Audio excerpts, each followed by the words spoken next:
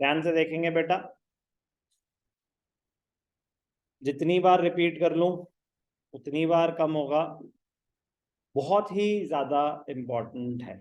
ठीक है, तो अब मैं शुरू कर रहा हूं मॉडर्न अप्रोच। क्या कर रहा हूं मैं पहले, मॉडर्न अप्रोच के हिसाब से rules of debit and credit क्या होते हैं। आप ट्रेडिशनल अप्रोच यूज करें या आप मॉडर्न अप्रोच यूज करें, एंड रिजल्ट सेम ही होगा, एंड रिजल्ट सेम ही होगा। According to the modern approach, according to the modern approach 5 type के अकाउंट्स होते हैं। Accounts are categorised into 5 categories. According to the modern approach, accounts are categorized into 5 categories. What are the 5 categories? Assets, liabilities,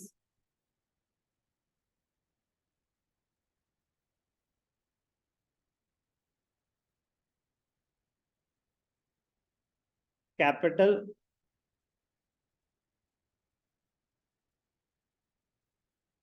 revenue,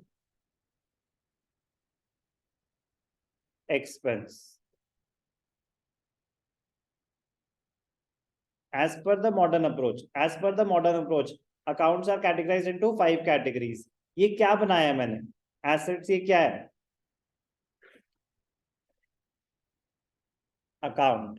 ठीक है ना, बस ये account का एक स्ट्रक्चर दिया आपको, अकाउंट का फॉर्मेट बना है, टी शेप अकाउंट बोलते हैं इसे। क्या बोलते हैं, टी शेप अकाउंट।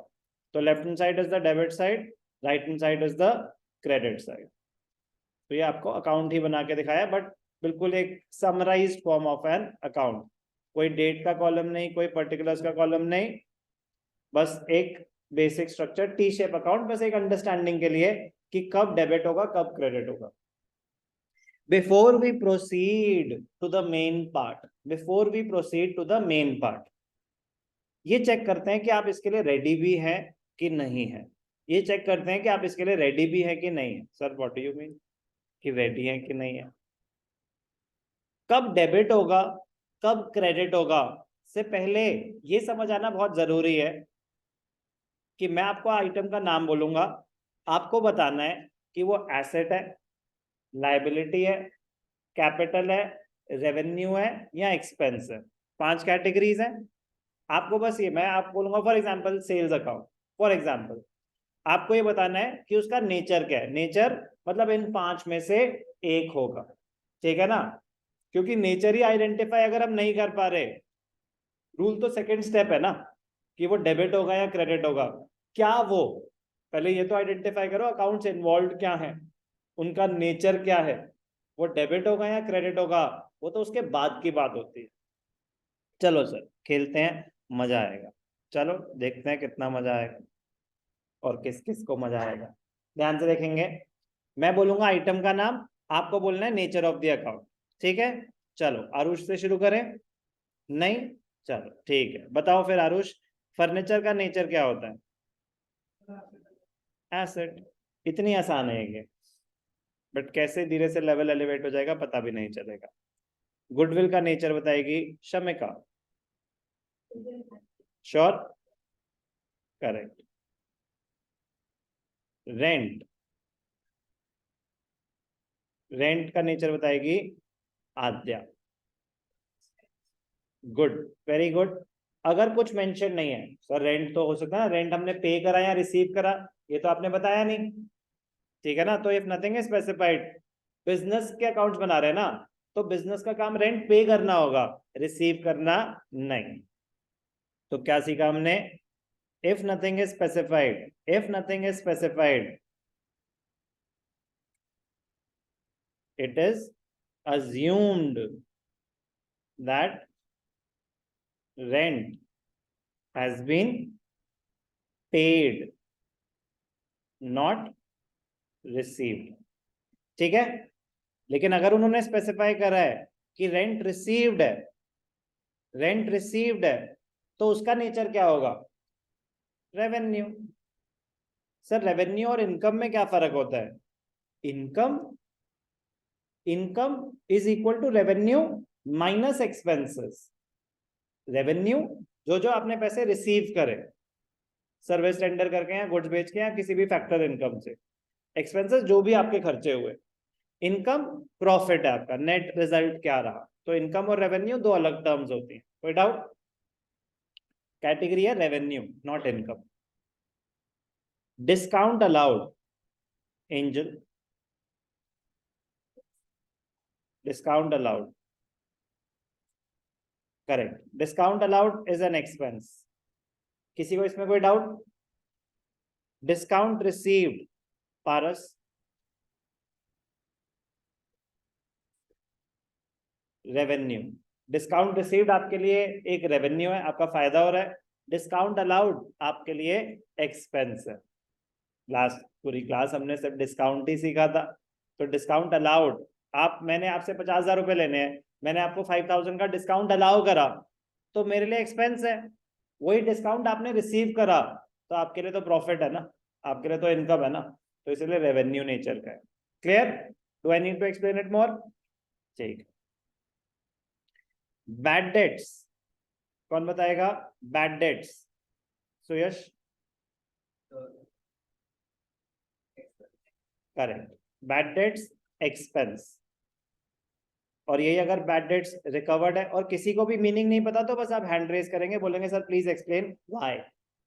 मैं आपको बोल रहा हूं कि अगर आप अकाउंट का नेचर आइडेंटिफाई नहीं कर पाएंगे तो आप आगे प्रॉब्लम फेस करेंगे।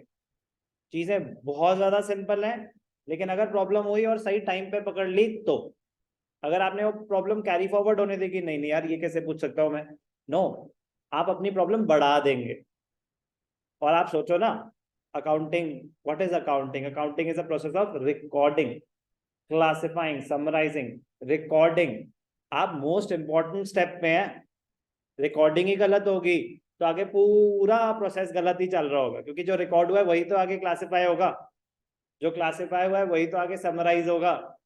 तो this is the most crucial part. और रिकॉर्डिंग तब तक सही नहीं होगी जब तक आप ये ठीक से आइडेंटिफाई नहीं कर पाते कि नेचर ऑफ अकाउंट क्या है, वो डेबिट होगा या क्रेडिट होगा। It is not difficult, but the problem is कभी कभी इतने छोटे से पॉइंट को हम इग्नोर कर देते हैं और हम सीधा मेन पार्ट पे चले जाते हैं कि सर वो करते हैं ना, गलती होगी वो। आराम आराम से चलेंगे, आपको खुद मजा आएगा। Bad debts recovered, bad debts recovered, Aadya, good. Revenue, bad debts irrecoverable amount, bad debts recovered, कोई अमाउंट आप राइट ऑफ कर चुके थे कि ये तो नहीं मिलने वाला, चमत्कार हुआ, मिल गया, बैड डेट्स रिकवर्ड, आपके लिए इनकम है एक तरह से, तो रेवेन्यू नेचर होता है। और परचेजेस अकाउंट, अब ध्यान से देखना, मजे आएंगे। अब आप हो गए हो बड़े, अब आप हो गए हो अकाउंटेंसी में बड़े। तो मैंने बताया था ना, अकाउंटिंग इक्वेशन की लिमिटेशन थी, अकाउंटिंग इक्वेशन की लिमिटेशन थी कि उसमें तीन ही कैटेगरीज होती हैं, एसेट, लायबिलिटीज और कैपिटल। तो उसमें अकाउंटिंग के रूल्स पूरे ढंग से अप्लाई होते नहीं है, अब पूरे अप्लाई होंगे। तो हमने बेसिक अकाउंटिंग टर्म्स में एक टर्म सीखी थी, परचेजेस। कोई एक्सप्लेन कर सकता है कि परचेजेस क्या होते हैं? परचेजेस अकाउंट किसके लिए यूज किया जाता है? Goods, when we buy goods. Goods होते ही क्या हैं? Physical items of trade, anything which has been purchased for the purpose of resale. तो अगर मैं स्टेशनरी डीलर हूं, मैंने स्टेशनरी खरीदी, तो वो कौन से अकाउंट में जाएगा? स्टेशनरी में या परचेजेस में? परचेजेस में। कोई भी सामान आपने खरीदा है बेचने के लिए, तो उसके लिए एक सेपरेट अकाउंट क्रिएट होता है, परचेजेस अकाउंट। ओके। अब मैं स्टेशनरी डीलर हूं, लेकिन मैंने अपने ऑफिस के लिए फर्नीचर लिया है, कैबिनेट्स बनाए हैं स्टेशनरी रखने के लिए। तो जब फर्नीचर खरीदा है तो वो कौन से अकाउंट में जाएगा? परचेजेस या किसी और अकाउंट में? परचेजेस में जाएगा या नहीं जाएगा? किस अकाउंट में जाएगा? Expense is a category, it is not an account, you have to specify the name of the account. Furniture का सेपरेट अकाउंट क्रिएट होगा, फर्नीचर का सेपरेट अकाउंट क्रिएट होगा, बट जो अकाउंट क्रिएट भी होगा उसका नेचर क्या होगा? Asset, it is not an expense. Asset, it is not an expense. तो अगर आप एसेट खरीद रहे हो, एसेट होता है something which is being purchased for own use of the business, not for the purpose of resale, तो वो एसेट सेपरेट अकाउंट क्रिएट होगा। अगर आपने कंप्यूटर्स खरीदा तो ऑफिस इक्विपमेंट्स में दिखा देंगे, फर्नीचर खरीदा तो फर्नीचर में दिखा देंगे। बात समझ आ रही है? लैंड एंड बिल्डिंग सेपरेट नहीं जाएगा, प्लांट एंड मशीनरी सेपरेट नहीं जाएगा। बट अगर कोई चीज खरीदी है बेचने के लिए तो वो जाएगी परचेजेस अकाउंट में। परचेजेस अकाउंट का मीनिंग क्लियर है? अब मोस्ट इंपॉर्टेंट पॉइंट, इसका नेचर क्या होता है। परचेजेस अकाउंट कब क्रिएट होगा ये क्लियर हो गया। अब इसका नेचर बताएंगे। नेचर मतलब 5 ऑप्शंस है, asset, liability, capital, revenue, expense. Okay okay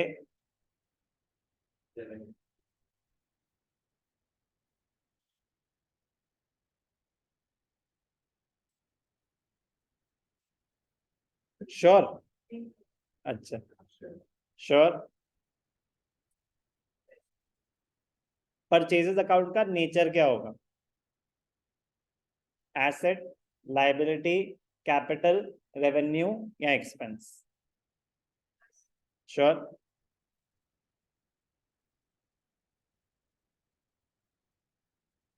I opener, expense. Purchases is an expense. नालायको, जब आप परचेजेस खर्चा है पहली बार। रेवेन्यू, आप सामान खरीद रहे हो या बेच रहे हो? परचेजेस में आप सामान खरीद रहे हो या बेच रहे हो? खरीद रहे हैं। तो रेवेन्यू तो होता है जो मनी रिसीव करी हो, money received by rendering goods और सर्विसेज। तो ये तो खर्चे की बात हो रही है। तो डाउट आना था कि एसेट है या एक्सपेंस है। रेवेन्यू का तो मतलब ही नहीं था। रेवेन्यू का तो मतलब ही नहीं था। डाउट आना था कि एसेट है या एक्सपेंस है। जब बचपन में हमने एक चैप्टर किया था अकाउंटिंग इक्वेशन, तब आपको बताया था कि अकाउंटिंग इक्वेशन की लिमिटेशन है कि हम हर ट्रांजैक्शन के बाद अकाउंट्स क्लोज कर रहे हैं। इसीलिए हर ट्रांजैक्शन के बाद इन्वेंट्री स्टॉक कैलकुलेट होता है। इसीलिए जो सामान खरीदा है उसको स्टॉक में दिखा रहे हैं, इसीलिए वो एक एसेट की तरह ट्रीट हो रहा है। बट यहाँ पे तो सामान खरीदा है ना, अकाउंट्स तो क्लोज होंगे at the end of the period. तो परचेजेस आपका एक्सपेंस है, डे टू डे एक्सपेंस है, एक बड़ा ही कॉमन सा रेकरिंग एक्सपेंस है। परचेजेस का नेचर क्या है? Expense. It is not an asset. Specially इस पे नोट भी लिखवाया था। Purchases expense. Sales account, purchases account कब क्रिएट होता है? When goods are purchased. Sales account कब क्रिएट होता है? When goods are sold. तो ये एक्चुअल अकाउंटिंग है। जब सामान खरीद रहे हैं तो सेपरेट अकाउंट, जब सामान बेच रहे हैं तो सेपरेट अकाउंट। अकाउंटिंग इक्वेशन में क्या होता है? सामान खरीद रहे हैं तो स्टॉक में ऐड कर दो, सामान बेच रहे हैं तो स्टॉक में से ही माइनस कर दो। No, this is how accounting is to be done. जब सामान खरीद रहे हैं तो परचेजेस में जाएगा, सामान बेच रहे हैं तो सेल्स में जाएगा। सेल्स का nature, this is the main source of revenue. This is the main source of revenue. Sales is also known as revenue from operations, RFO, revenue from operations, main source of income, main source of income.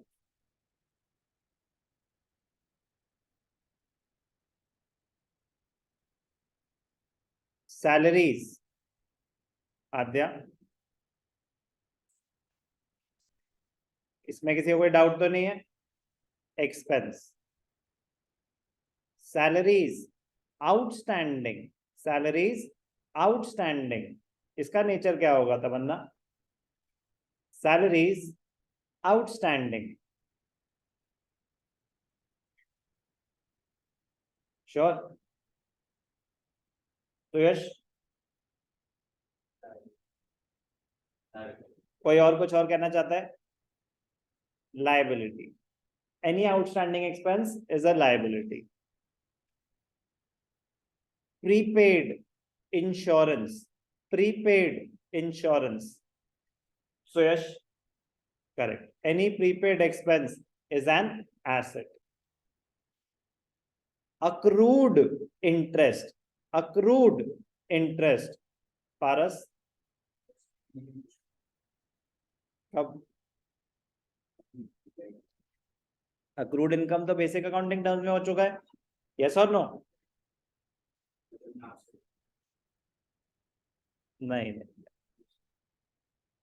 क्या? सब कुछ available है, पढ़ना पड़ेगा, ठीक है ना। हमें बस यही याद रहेगा कि हम उस दिन प्रेजेंट थे या एब्सेंट थे। नहीं, गैप्स नहीं रहने चाहिए, गैप्स नहीं रहने चाहिए। मतलब मैं क्यों इतनी मेहनत कर रहा हूँ, why do I make sure कि आज क्लास हुई है, कल उसके आपके पास सारा मटेरियल शेयर हो जाए, कि if due to any reason आप क्लास नहीं अटेंड कर पाए तो आपके पास एक्सेस है, मेरा नुकसान है उसमें, ठीक है ना। बट स्टिल मैं कह रहा हूँ कोई बात नहीं, आपका कोई गैप नहीं रहना चाहिए। You have all the notes, you have all the recordings, gap ना हो। गैप नहीं होगा तो इतना आसान है ना, आप सोच भी नहीं सकते। मार्क्स लाना बहुत आसान काम है, अगर कोई गैप्स ना हो तो फिर तो फुल का ही मतलब होता है, फिर कोई गलती क्यों होगी। बट ये छोटे मोटे गैप्स हैं जो ड्रास्टिकली हमारे स्कोर गिर देते हैं। हम मेहनत तो पूरी कर रहे होते हैं, बट गैप्स होते हैं ना, तो उसका आउटपुट उतना नहीं आता। Anyway, accrued income, accrued income का मतलब होता है कोई भी अक्रूड इनकम हो तो उसका मतलब क्या होता है, define accrued income.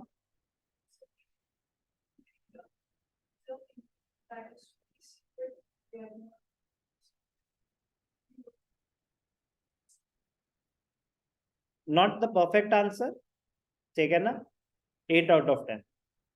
Income earned, income earned but not yet received, income earned but not yet received.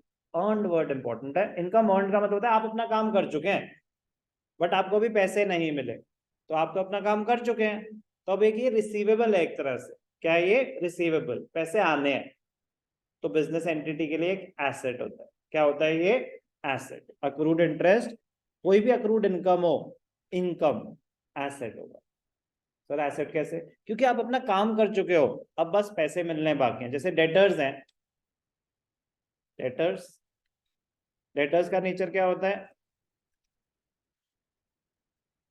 बोलो, एसेट। बिल्स पेबल का नेचर क्या होता है, तमन्ना, बिल्स पेबल, करेक्ट। तो बेसिक अकाउंटिंग टर्म्स आपकी क्लियर होंगी ना, तो आपके बहुत सारे काम आसान होने वाले हैं। इसीलिए बेसिक अकाउंटिंग टर्म्स, यार एक हफ्ता कोई नहीं पढ़ाता बेसिक अकाउंटिंग टर्म्स, बट सिर्फ इसलिए पढ़ाइए क्योंकि वो हर जगह काम आएगी आपको। मतलब ये सारे आंसर्स बेसिक अकाउंटिंग टर्म्स दे रही है हमें। नेचर आइडेंटिफाई करने के लिए बस टर्म का मीनिंग ही तो ढंग से पता होना चाहिए, कि उसका बेनिफिट लॉन्ग टर्म है, शॉर्ट टर्म है, बेनिफिट एग्जॉस्ट हो चुका है, क्या हुआ है। टर्म क्लियर होगी तो ये आइडेंटिफिकेशन तो उसके साथ फ्री मिल रही है। यस और नो।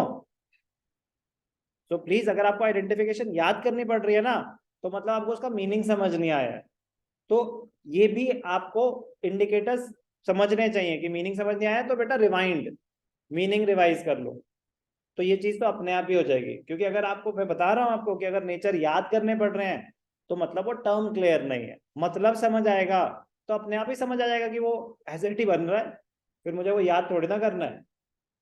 अपना बर्डन कम कर दोगे, जितनी कम चीजें याद करनी पड़ेंगी उतना आसान हो जाएगा रिवाइज करना, उतना आसान हो जाएगा रिवाइज करना।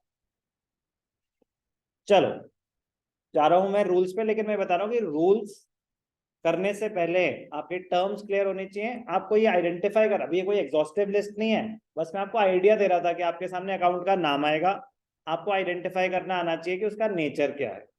क्यों हम आइडेंटिफाई कर रहे हैं वो अभी पता चल जाएगा। चलो एक दो और 20 पूरे कर देते हैं। Cash account, Suyash, asset. तो इसी के साथ कैश अकाउंट हो या बैंक अकाउंट हो। Bank overdraft, Shamika,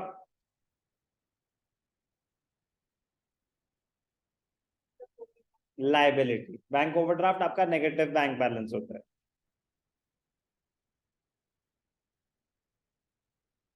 capital account, Aadya, capital का नेचर कैपिटल होता है। ड्राइंग्स अकाउंट, आद्या,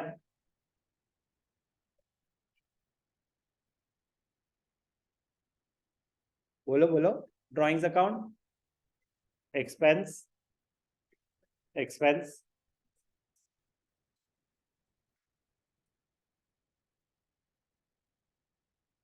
श्योर, जनता की राय के खिलाफ जाना चाहेंगे आप। Okay, you are right, both of you are right. Capital, नालायको, Define expense.